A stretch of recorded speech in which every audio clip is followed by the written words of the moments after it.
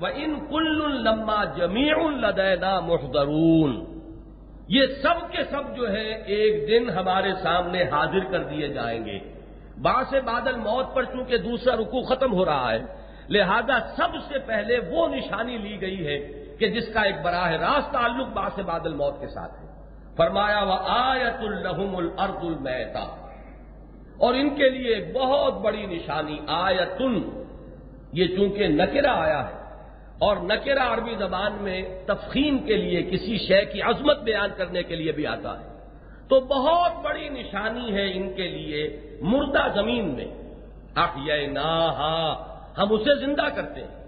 زمین مردہ پڑی ہوتی ہے، اس میں زندگی کے کوئی آثار نہیں ہوتے، مردنی ہی مردنی ہر طرف چھائی ہوتی ہے، کہیں کوئی حرکت نہیں، کہیں کوئی آپ کو پرندے اڑتے ہوئے نظر نہیں آ رہے، حشرات الارض تک نظر نہیں آ رہے۔ معلوم ہوتا ہے کہ زندگی سرے سے ختم ہو چکی ہے، کہ بارش برستی ہے اور اس کے بعد اسی مردہ زمین کے اندر ہر طرف زندگی ہی زندگی موجود نظر آتی ہے۔ وہ جو ذکر کا شعر ہے اصل میں، جس سے یہ الفاظ میں نے مستعار لیے ہیں کہ رگوں میں بھی کبھی صحبا ہی صحبا رقص کرتی تھی، مگر اب زندگی ہی زندگی ہے موجزن ساقی۔ جب انہوں نے شراب پینا چھوڑا ہے تو اس کے بعد جو ساقی نامہ لکھا ہے ان کا، وہ جو طیب اور پاک ساقی نامہ ہے، اس کا یہ شعر ہے کہ رگوں میں بھی کبھی صحبا ہی صحبا رقص کرتی تھی، مگر اب زندگی ہی زندگی ہے موجزن ساقی۔ تو زمین میں یہ مشاہدہ تم کرتے ہو کہ مردنی ہی مردنی ہوتی ہے، ہر طرف موت کا سما ہے، کوئی حرکت نہیں ہے، لیکن ہم بارش برساتے ہیں۔ سورہ حج کے اندر تو بڑے پیارے الفاظ آئے ہیں، انزلنا علیہا الماء اہتزت وربت وانبتت من کل زوج بہیج۔ جب ہم پانی برساتے ہیں تو اس میں ایک سرسراہٹ سی شروع ہو جاتی ہے، زندگی کی حرکت نظر آتی ہے۔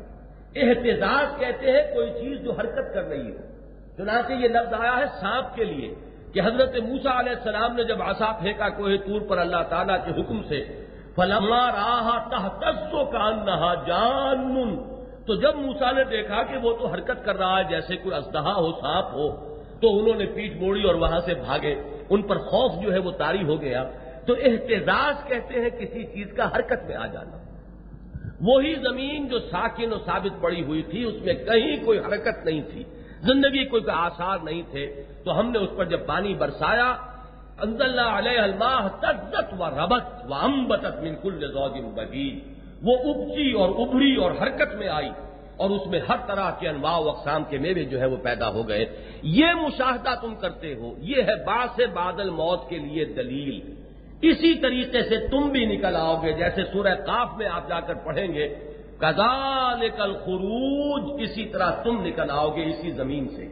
جس طریقے سے بیج کہیں زمین میں دبے پڑے رہتے ہیں، ڈورمنٹ پڑے رہتے ہیں، بارش کا قطرہ اندر جذب ہوتا ہے، وہ ایک حرکت شروع کر دیتا ہے،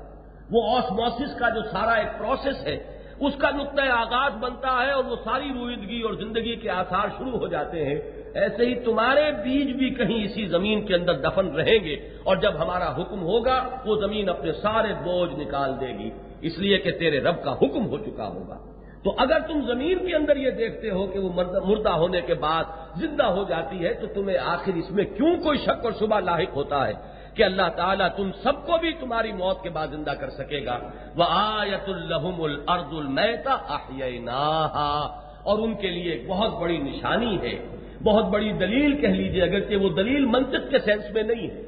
یہ لاجیکل آرگومنٹ نہیں ہے، یہ صرف مشاہدے سے استقراء کہہ سکتے ہیں آپ اس کو، انڈکٹیو لاجک آپ زیادہ سے زیادہ قرار دے سکتے ہیں، لیکن اصل میں تو یہ انسان کے باطن میں جو شعور سویا ہوا ہے اس کو جگانے کی ایک کوشش ہے، یہ اسی کو حرکت میں لانے کا ایک انداز ہے۔ اس کے بعد اب رخ موڑ دیا فوراً جذبہ تشکر کی طرف، اس لیے کہ ایمان باللہ کے لیے،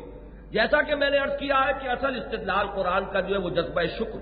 فطرت انسانی کے اندر مضمر جو جذبہ تشکر ہوتا ہے۔ فرمایا وَأَخْرَجْنَا مِنْهَا حَبًّا فَمِنْهُ يَأْكُلُونَ، ہم نے زمین کو زندہ کیا، یہاں تک تو بات سابق سے متعلق ہو گئی کہ اسی طرح تم بھی زندہ ہو جاؤ گے، كَذَلِكَ تُخْرَجُونَ، ایسے تم بھی نکال دیے جاؤ گے۔